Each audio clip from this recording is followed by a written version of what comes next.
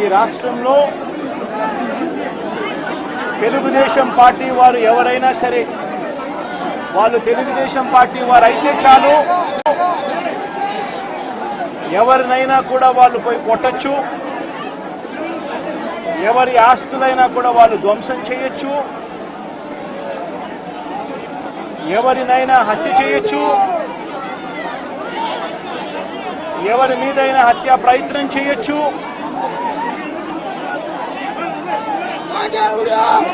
వాళ్ళు ఏమి చేసినా కూడా పోలీసులు ప్రేక్షక పాత్ర మాత్రమే పోషిస్తారు. పోలీసులు ఇంకా అటువైపు నుంచి ఎవరైనా కేసు పెడితే దొంగ కేసులు వాళ్ళే తప్పు చేశారని అంటూ పోలీసులు కూడా బనాయిస్తారు అనే ఒక నీచ సంస్కృతి ఈరోజు రాష్ట్రంలో రాజ్యం వెళ్తా ఉంది. నిజంగా నేను చంద్రబాబు నాయుడు గారిని ఒకటి అడుగుతా ఉన్నా. ఈ 45 రోజుల పాలనలో ఏకంగా 31 రాజకీయ హత్యలు జరిగాయి. 31 కూడా కాదు. ఇక్కడికి రాకముందు మా వాళ్ళు నాకు చెప్పిన సంఖ్య 36. 45 రోజుల్లో దాదాపుగా 36 రాజకీయ హత్యలు, 300కు పైగా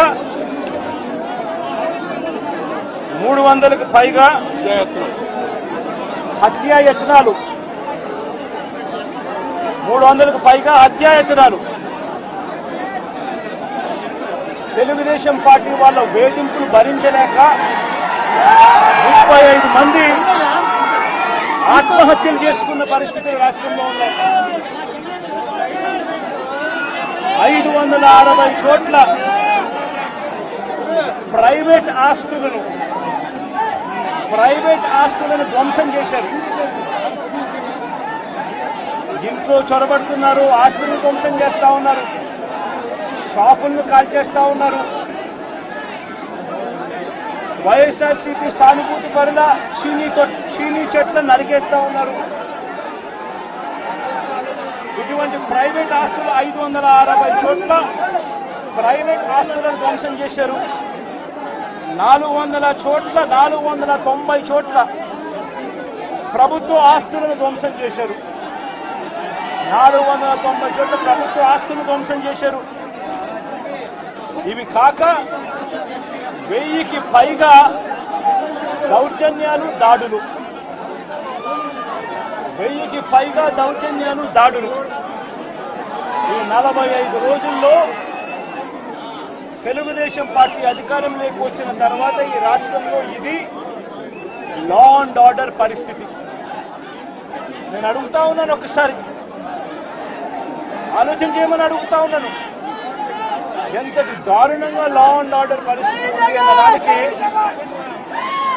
నిదర్శనము ఈ రషీద్ కేసే ఒకటి తీసుకోండి. కావాలంటే రషీద్ కేసే ఒకటి కావాలంటే తీసుకోండి. ఇదే వినుకొండకు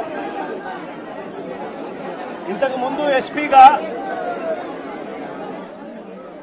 రవిశంకర్ రెడ్డి అని చెప్పి ఇంతకుముందు ఎస్పీగా ఉన్నారు. మంచి ఆఫీసరు, అప్రైట్ ఆఫీసరు. ఎన్నికల వేళ వీళ్ళకున్న పలుకుబడితో ఆ ఆఫీసర్ను తప్పించేశారు. తర్వాత వీళ్ళకు కావలసిన అధికారిని బిందు మాధవ్ అనే అధికారిని ఎస్పీగా తెచ్చుకున్నారు. ఈ బిందు మాధవ్ అనే అధికారి ఎస్పీ ఎంత అన్యాయస్తుడనంటే ఈ అన్యాయమైన ఎస్పీని సస్పెండ్ చేస్తూ ఎన్నికల కమిషనే స్వయంగా నిర్ణయం తీసుకుని ఈ బిందు మాధవ్ అనే అధికారిని సస్పెండ్ చేశారు. దాని తర్వాత ఎన్నికల కమిషనే మల్లికా గర్గ్ అనే ఒక మంచి ఆఫీసర్ను పెట్టింది. ఆ ఆఫీసరు చంద్రబాబు నాయుడు గారు అధికారంలోకి వచ్చిన వెంటనే ఆ ఆఫీసర్ను కూడా పంపించేశాడు. ఆ ఆఫీసర్ చంద్రబాబు నాయుడు గారి మనుషులకు తెలుగుదేశం పార్టీకి సహాయ సహకారాలు అందించను అని చెప్తే ఆ ఆఫీసరు వెళ్ళిపోయిన రోజు కొత్త ఎస్పీ శ్రీనివాసన్ అనే ఆయనను వీళ్ళకి సంబంధించిన ఆయన శ్రీనివాసన్ ఆయన తెచ్చుకున్నారు. ఈ కొత్త ఎస్పీ వచ్చిన 2 రోజులకే ఈ కొత్త ఎస్పీ వచ్చిన 2-3 రోజులకే హత్య జరిగింది. ఆ హత్య కూడా ఏమిటి? అత్యంత దారుణంగా నడి రోడ్డు మీద ప్రజలందరూ చూస్తూ ఉండగా అమాయకుడైన వ్యక్తి